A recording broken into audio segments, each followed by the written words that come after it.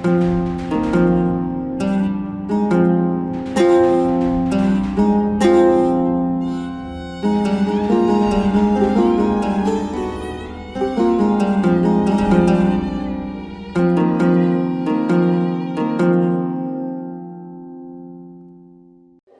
তোমার চাচির সঙ্গে আলাপ করে দেখি তোমার বেতনের ব্যবস্থা করা যায় কিনা। আপনারা দিতে চাইলে আমি না কমো না, কিন্তু আপনি একটু চাচিরে বোঝাই করেন, আমি কিন্তু টাকা দেওয়ার জন্য চাপ দেই নাই। আচ্ছা খালা, তুমি সিরিয়াসলি বলো তো, তুমি আসলে এই রেস্টুরেন্টটা যদি হয় তাহলে তুমি এই রেস্টুরেন্টে কি দায়িত্ব পালন করবা? মানে আমি রেস্টুরেন্টে রান্না করব, নতুন নতুন রেসিপি বানাবো, মানুষ এসে আমার রান্না খাবে। এই তাই নাকি? আরে বাপ রে বাপ, কি হলো আবার? আমি তোমাকে এই দায়িত্ব দিতে পারবো না মনে হয়, বুঝছো? মানুষটা এখন শুধু একটাই চিন্তা করে যে থাকতে থাকতে জানি ছেলে পেয়েটা দেখে যেতে পারে। এটা তোমাকেও যেমন বলেছে, আমাকেও তাই বলেছে। ভাইজান এখন সত্যি এই ব্যাপারটা নিয়ে খুব সিরিয়াস।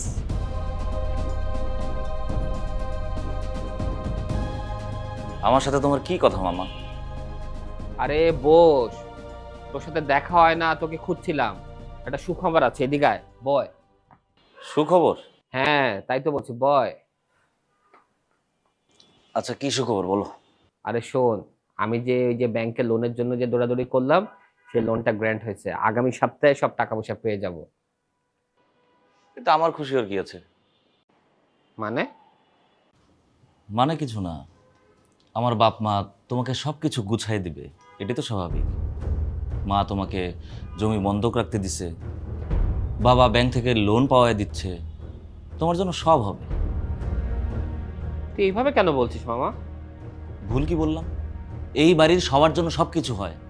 প্রীতির জন্য আলাদা চিন্তা আছে, ওর জন্য জায়গা রাখা আছে, বড় চাচার চিকিৎসা হচ্ছে, আর তুমি একটা বিপদে পড়ছো, সবাই জান দিয়ে দিচ্ছে। আর আমার বেলায় সব ঠন ঠন। মামা না মামা, তুমি শোনো, আমি একটা ব্যবসা করতে চাইলাম, সবার কাছে টাকা চাইলাম, কেউ কিচ্ছু দিল না, কিন্তু তোমার বেলায় সব কিছু রেডি হয়ে আছে। শোন সাব্বির, তুই ব্যাপারটা ভুল বুঝছিস। আমি কিচ্ছু ভুল বুঝতেছি না মামা, আমি সব কিছু ভালোভাবেই বুঝতে পারতেছি। দেখ মামা, আমার তো আরও বিজনেস আছে, তাই না? এখানে একটু প্রবলেমে পড়ে গেলাম, একটা ক্রাইসিস ক্রিয়েট হয়েছে। এখন ব্যাংক লোনটা পেয়ে গেলে সব ঠিক হয়ে যাবে। হোক, তাতে আমার কি? আর এদিকে আমার পার্টনার টাকা নিয়ে চলে গেল, যে ও আবার ফোন দিছে, ও টাকা ফেরত দিতে চায়। বাহ, একদম সিনেমার মতো গল্প। সিনেমার গল্প না, আর একদম সত্যি। ও খুবই অনুতপ্ত।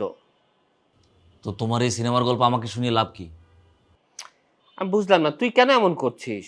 আমি তোকে বোঝাতে চাচ্ছিলাম সব ঠিক হয়ে আসতেছে, ঠিক আছে? কিছুদিন পরে আমি জমিটাও তো ছাড়াই আনতে পারবো, তাই না? আর শোন, তুই তোর ভবিষ্যৎ নিয়ে এত ফ্রাস্ট্রেটেড হয়ে যাস না। আমি তো আছি, আমি তোর ভবিষ্যৎ দেখব। আমার ভবিষ্যৎ তুমি কেন দেখবা? এ কেমন কথা বললি? তুই আমার ভাগনা, তুই যদি আমার সাথে থাকিস আমি তোর জন্য একটা কাজের ব্যবস্থা করে দিব। প্লিজ মামা, আমারটা আমি নিজেই বুঝে নেব, আমার জন্য তোমার কিচ্ছু করতে হবে না। আর আমি কি কারো চেয়ে কম বুঝি? আমি কি তোকে সেটা বলেছি? হ্যাঁ মামা, তুমি সেটাই বলতেছো। তোমরা সবাই এমনভাবে কথা বলো যেন আমি কিচ্ছু বুঝি না, আমার কিছুই করার যোগ্যতা নাই। মামা শোন, তুই রাগ করিস না, আমি শুধু তোকে একটু হেল্প করতে চাচ্ছি। হেল্প? তুমি আমাকে কি হেল্প করবা? তুমি তো নিজেই ব্যবসায় ধরা খেয়ে বসে আছো, আর তুমি করবা আমার ভবিষ্যৎ।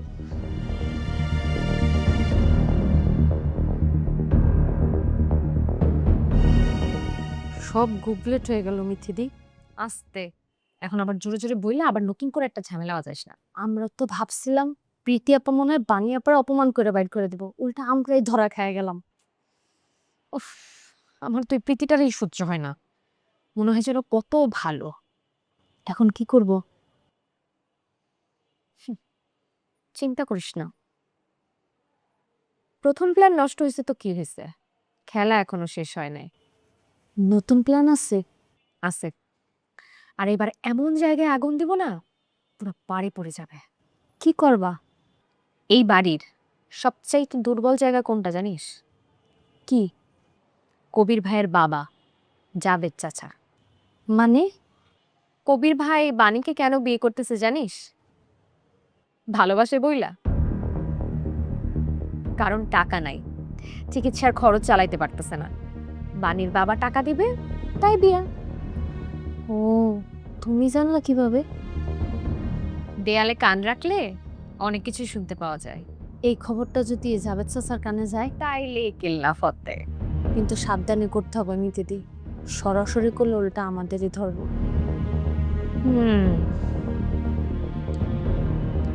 এমন ভাবে বলতে হবে যেন উনি নিজেই শুনে ফেলছে। কিন্তু মিথিদি, যদি পরে ধরা খাই? ধরা খাবো না। এই বাড়ির সবাই এখন এত টেনশনে আছে, ওরা আমাদের দিকে নজরই দিবে না। কথাটা কে বলবে?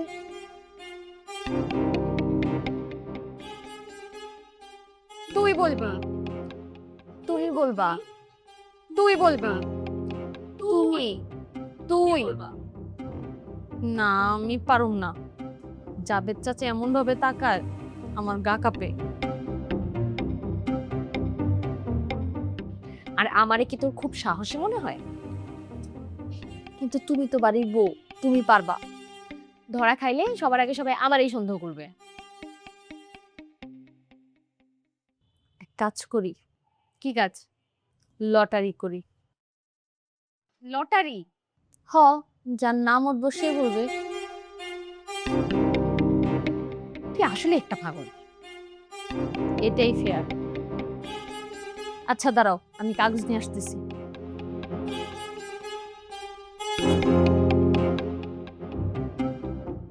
একবারে লিখে নিয়ে আসিস দুজনের নাম। আচ্ছা।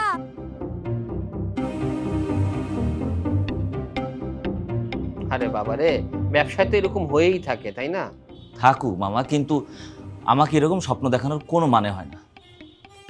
আর তুই আমাকে এত খারাপ ভাবিস কেন? আমি তো একটা বিপদে পড়ে জমিটা বন্ধক রাখছি, আর আমি তো জোর করে তোর মার কাছ থেকে নেই নেই, তাই না? তোর মা নিজে এগিয়ে আসছে। হ্যাঁ হ্যাঁ মামা, আমার মা তো তোমার জন্য সব করবে, কিন্তু আমার জন্য কিচ্ছু করবে না। তুই আবার শুরু করলি? শুরু আমি করি নাই মামা, আসলে আমার জীবনটা এরকম। আচ্ছা আমাকে একটু বলতো, তোর কিসের এত কষ্ট? কষ্ট নেই বাবা, আমার আবার কিসের কষ্ট থাকবে? আমি বিয়ে করে বউটা ঘরে আনার পরে আমার বউটাকে সবাই আপন করেই নিল না। এখানে আবার এইসব কথা কেন আনতেছিস তুই? কারণ এটাই সত্যি। মিথিলা সারাদিন এই বাড়িতে খাটাখাটনি করে, অনেক কাজকর্ম করে, কিন্তু কেউ ওকে পছন্দ করে না। কে বলেছে তোকে এই কথা? তোর মা তো এখন সারাদিন তোর বউর প্রশংসা করে। মুখে না বললেও সব বোঝা যায় মামা, আমরা আসলেই এই বাড়িতে বাড়তি মানুষ হয়ে গেছি। মামা শোন, তুই শুধু শুধু অনেক নেগেটিভ চিন্তা করছিস। নেগেটিভ না মামা, আমি বাস্তব চিন্তাটা করতেছি, তোমার মতো না। আর শোন, তোর মার উপর রাগ করিস না, তোর মা তোর ভালোই চায়। ভালো? আমার মামার ভালো চাইলে আমি যখন টাকা চাইছিলাম তখন আমাকে টাকাটা দিত। মামা পরিস্থিতিটা আলাদা, একটু বোঝার চেষ্টা কর। হ্যাঁ মামা হ্যাঁ, এখন তো পরিস্থিতি সব তোমার পক্ষে, তাই সব ঠিক আছে। কিরে, কি হয়েছে তোদের? আরে কিছু না পা, আমরা মামা ভাগ্নে একটু কথা বলছিলাম। তুই আবারও তোর মামার সাথে বেয়াদবি করতেছিস? আমি কারোর সাথে বেয়াদবি করিনি। আমি সব শুনে এখানে আসছি। শুনছো? তাহলে তো ভালোই, তোমাদের সব কিছুই হয়ে যায়, সবার জন্য সব কিছু রেডি, শুধু আমি চাইলে সমস্যা। আবার সেই একই কথা। কারণ সত্যিটা এটাই। তোর মামা তো তোকে ভালো করেই বুঝাচ্ছিল। আমাকে কারো কিচ্ছু বোঝানোর দরকার নেই, কারণ আমারটা আমি ঠিক ভালোভাবেই বুঝি। এভাবে কি বড়দের সাথে কেউ কথা বলে? বড় হলে কি সব সময় সবকিছু ঠিক হয়ে যায় নাকি? সাব্বির, থাক মা, তোমরা তোমাদের মতোই থাকো, আমি আর কারো কাছে কিচ্ছু চাইবো না। মামা তুই রাগ করিস না। মামা, আমি তো মানুষ নাকি? আমার কি রাগ করার অধিকার নাই? সাব্বির, তুই কিন্তু সীমা ছাড়িয়ে যাচ্ছিস। ওকে, আমি আর কিচ্ছু বলবো না। শোন, থাক মামা, তোমার খুশির খবর তোমার কাছেই থাক। থাক মামা, রাগ করিস না। মামা, আমি তো একটা মানুষ নাকি? আমার কি রাগ করার অধিকার নাই? সাব্বির, তুই কিন্তু সীমা ছাড়াই যাচ্ছিস। ওকে, আমি আর কিচ্ছু বলবো না। শোন, সাব্বির, সাব্বির, দেখলি তো কত বড় বেয়াদব হয়ে গেছে। তুই ওর সাথে কথা বলতে গেলি কেন? আসলে কি আপা, খুশি সংবাদ ওর সাথে একটু শেয়ার করতে যাচ্ছিলাম। ও নিজেও তো আমার জন্য অনেক টেনশন করছিল, তাই ভাবলাম খুশি সংবাদটা ওর সাথে একটু শেয়ার করি, ব্যাপারটা ওকে বোঝাই। এই ছেলেকে বোঝায় লাভ নাই। ইভেন ওকে আমি এটাও বলছিলাম যে ও আমার সাথে থাকুক, আমি একটা কাজের ব্যবস্থা করে দিব, ওর ভবিষ্যৎটা আমিই দেখব। এই বয়সের ছেলে মেয়েরা না কারোর কথাই শুনে না। তুই উল্টা আরো অপমানিত হলি। না না না, এখানে অপমানিত হওয়ার কি আছে? ও আসলে রাগের মাথায় কথাগুলো বলেছে আপা। তুই আর এইসব বিষয় নিয়ে ওর সাথে কথা বলিস না। একদিন দেখবি নিজেই সব কিছু বুঝতে শিখবে, তখন ওর সাথে কথা বলিস। এখন এই সময় মাথা ঘামাস না। তুই তোর কাজে মন দে, নিজের কাজটা মন দিয়ে কর। ঠিক আছে আপা।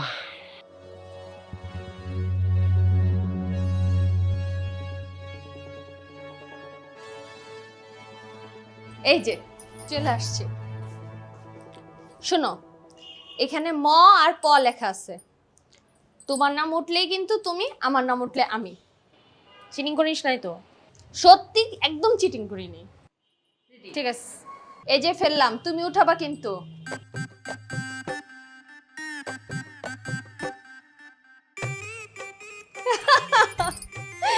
দেখো তোমারটা আসছে। যাও এখন তুমি যে বিড়ালের গলায় ঘন্টা বাঁধো। তোর শয়তান, সব আজাইরা কাজ আমার ভাগ্যেই আসে। কিন্তু কেমনে বলবো মিথিদি, এটা কি ঠিক করো তো। সরাসরি না, আমি এমন একটা ভাব করব যে আমি কারোর সাথে ফোনে কথা বলতেছি, আর এমন সময় উনি ওখান দিয়ে যাবে আর সব শুনে ফেলবে। বাহ, আর কথা বলার সময় এমন ভাবে বলতে হবে যেন মনে হয় আমরা ওনাকে নিয়ে চিন্তিত। মানে বলতে হবে, আহারে যাবে চাচা, নিজের চিকিৎসার জন্য ছেলের জীবনটাও বন্ধক দিয়ে দিচ্ছে। তুমি তো একটু শয়তান মিথিদি।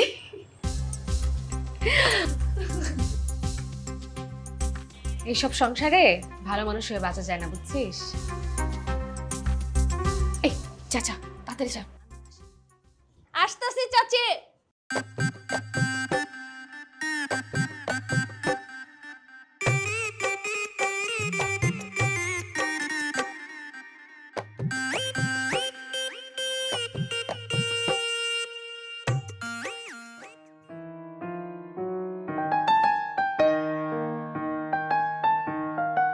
হাসান ভাই, আমি কি ভেবেছিলাম জানো? কি? আজকে এসে তোমার সাথে ঝগড়া করব। কেন? কেন আবার কি? কারণ তুমি আমার রিপ্লাই দাও না।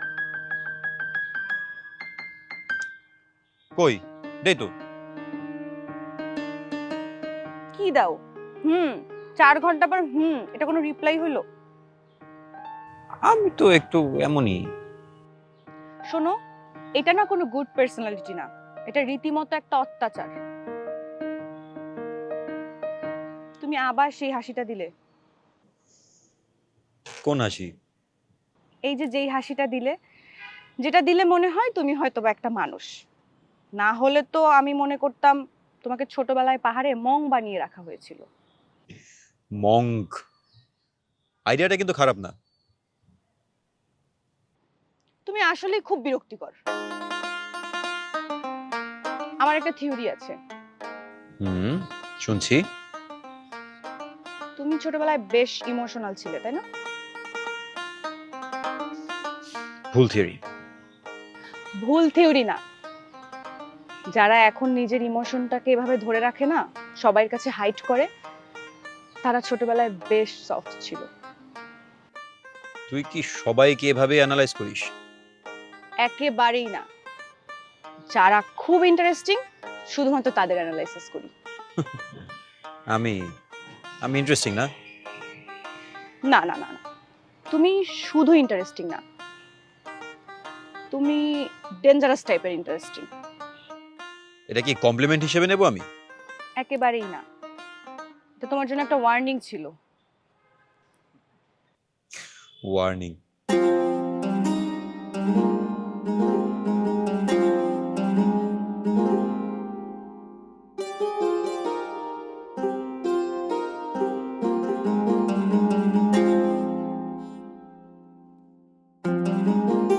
এই যে তুমি কিন্তু একটা কাজ খুব করো। কি? তাকিয়ে থাকো, এরপর ঠিক এইভাবে চোখটা সরিয়ে নাও। এভাবে তো সবাই তাকায়। না, সবাই এইভাবে তাকায় না, যে তাকানোটা ভুল।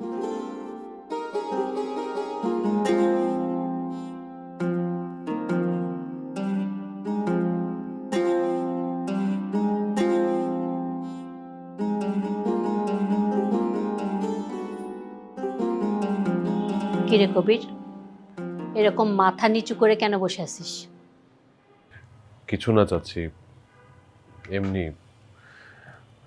তুমি কিছু বলবে? তরুটা সেই যে সকালে বের হইছে, এখন ওর কোনো খোঁজই নাই।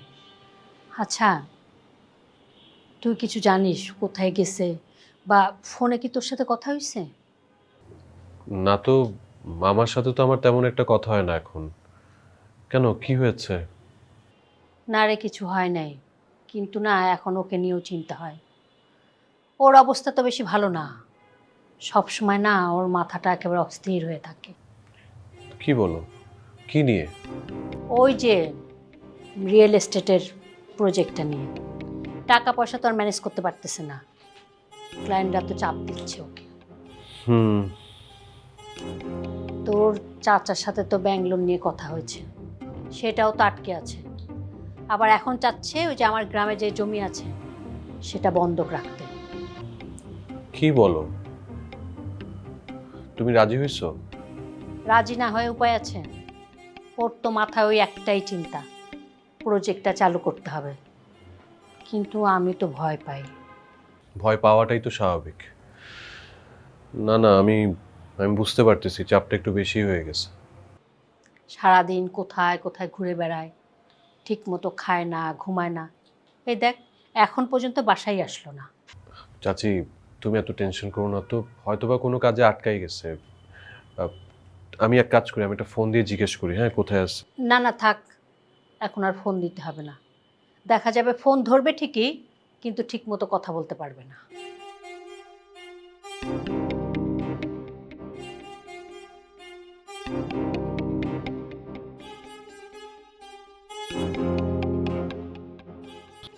তোর কি কোনো কারণে মন খারাপ? না চাচি, তেমন কিছু না। আমাকে তুই বোঝাতে যাবি না, তোকে আমি সেই ছোট থেকেই চিনি। সত্যি বলতেছি, কিছু না।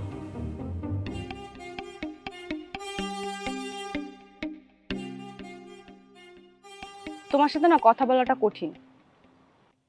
তাহলে বলিস না। আচ্ছা, তুমি সবসময় এরকম করো কেন? সবসময় আমি কেমন করি? এই যে মনে হয় সব ঠিকঠাক চলছে, তারপরে হুট করে কেমন যেন একটা দেয়াল তুলে দাও। একটা কথা বলো তো, আমি কি কোনোভাবে তোমাকে আনকমফোর্টেবল ফিল করাই?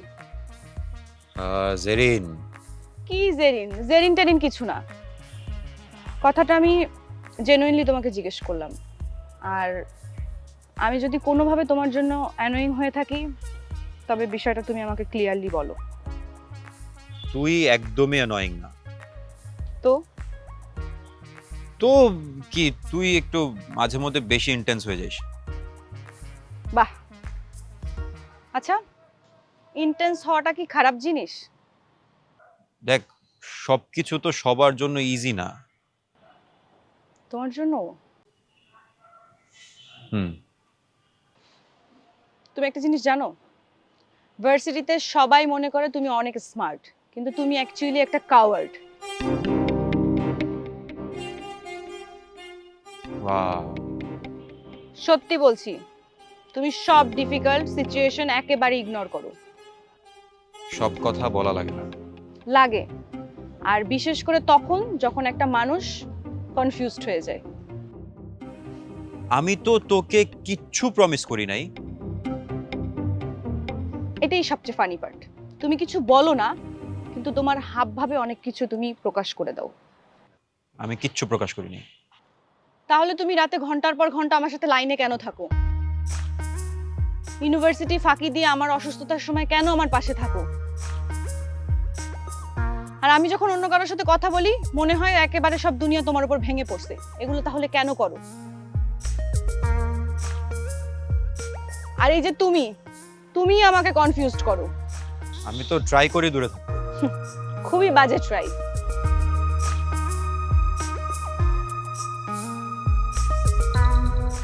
তুমি জানো আমি সবচেয়ে বেশি হেট কি করি? কি হেট করিস তুই সবচেয়ে বেশি? এই যে তুমি যখন হাসো আমি আমার সব রাগ ভুলে যাই। আচ্ছা জেরিন, তুই কি আমাকে সামহাও আইডিয়ালাইজ করছিস? একেবারেই না। আমি একটা কথা বলি, আমি তোমাকে খুব ক্লিয়ার ভিউতে পছন্দ করি। তুই আমার ব্যাড পার্ট এখনো দেখিস না।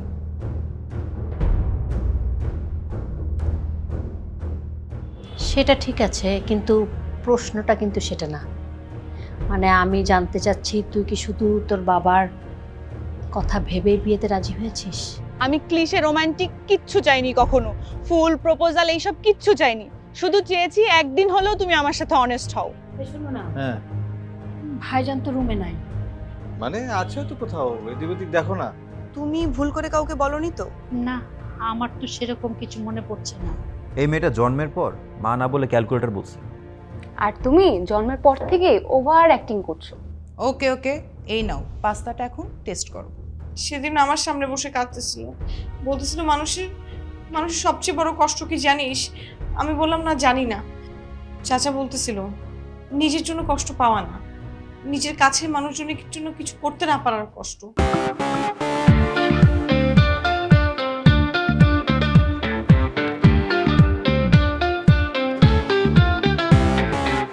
চোরাশিতে ভাসি, বালির ঘর বাঁধি, স্বপ্নের ফেরিওয়ালাটা দিয়ে যায়। জীবনে কুয়াশা ধোয়াটে পথ, আলো আধারের সাথে খেলা চলেই যায়।